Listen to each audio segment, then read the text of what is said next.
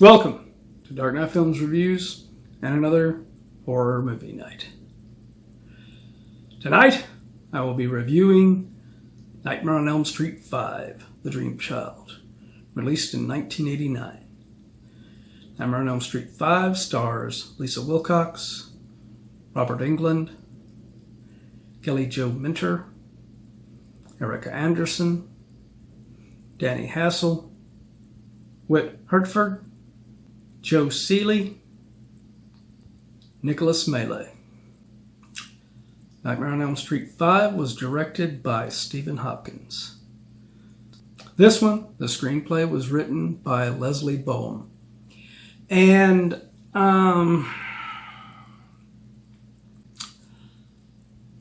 although I like the characters of Alice and Dan from Part 4, this one kind of makes some of the same mistakes with 4. Whereas 4 killed off all of the Dream Warriors right off the bat in that film, this one makes the cardinal same mistake by killing off Danny Hassel's Dan, basically right off the bat. And I just don't understand this bullshit around this time. This was released the same year as Halloween 5, and they did the same thing in Halloween 5, as you can see in my review for that, where they killed off the Rachel character, played by Ellie Cornell. And, you know, Stephen Hopkins is a good director. He's done some really good films. But I do not think he is as good a director as Rennie Harlan was on Nightmare 4. And the film suffers for that. Because Lisa Wilcox as Alice is not quite as, I mean, she's given a lot more to do in this, but she's not quite as interesting as she was in 4. Even though in 4 she was the awkward girl for most of that film, so she wasn't really even given, she gets a final arc at the end to make herself, but at least this one, I'll give this one credit for not killing her off like they did Kristen in Part 4. They did keep her alive throughout this film. Another odd thing with it is the original film, she was more reddish brown hair throughout the film in 4. And in this one, majority of the scenes, she's mostly blonde, it looks like, in this film. So that just made it weird to where, why is she looking different between films like this? And why didn't you just make her look consistent with what she looked like in Part 4? So that was kind of a weird one. Robert Englund is at his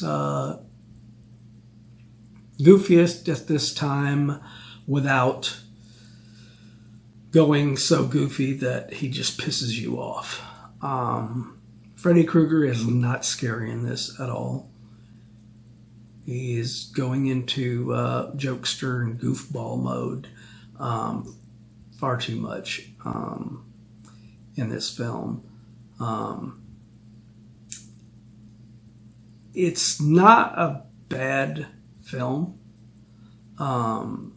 but mistakes like killing Dan off and then the MPAA, really fucking over some of the kills in this. Like, I mean, Dan's kill in this film and Erika Anderson's Greta's kill in this film were much more brutal in the original cut, and the MPAA's like, you gotta cut this out, you gotta cut this down.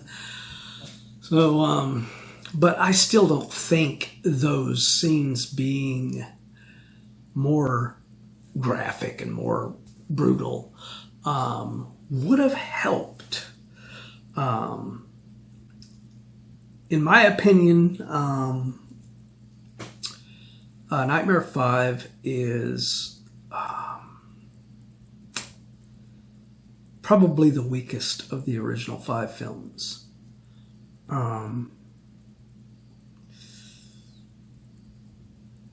I really hate saying that because, I did like what they did with her dad. Nicholas Mele's Dennis was originally supposed to have died in part 4, but they deleted the scene and didn't use it, so he was able to come back.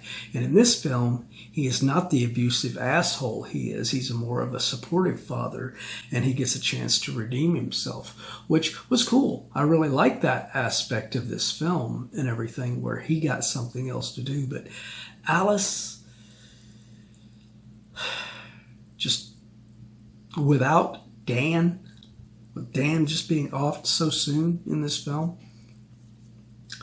she just really doesn't have anything in this. And unfortunately, her fellow co-stars don't get to help her out too much. Erika Anderson's a beautiful woman. She's competent in her portrayal of Greta, but her character is just written so with the stupid idea of just setting up this kill that Freddy's going to kill her with. And it was a disgusting fucking kill to begin with. So why would you go there? And then, of course, Joe Seeley's Mark Gray gets his really weird, goofy-ass comic book kill, where he gets pulled into the comic book and gets killed by Freddy, or killed by Super Freddy. Yeah, it's in my opinion, it is the weakest of the Nightmare films, the first 5 at least. It was definitely not the worst of them all together, for sure. So, my final review of Nightmare on Elm Street 5, The Dream Child. I'm going to give this one a 7.8 out of 10. It is not as bad as some of the later entries in this series go. But like I said, it is the weakest of the 5. Almost in a way like Halloween 5 was the weakest of the those initial 6 Halloweens. Thankfully, I do like this film a lot better than Halloween 5. So thankfully, this film did kick the shit out of Halloween 5 at the box office, and that's good. However, it was one of the lowest grossing of the Nightmare films, unfortunately. But what do you guys think? Do you agree with my review? Do you disagree? Let me know in those comments down below.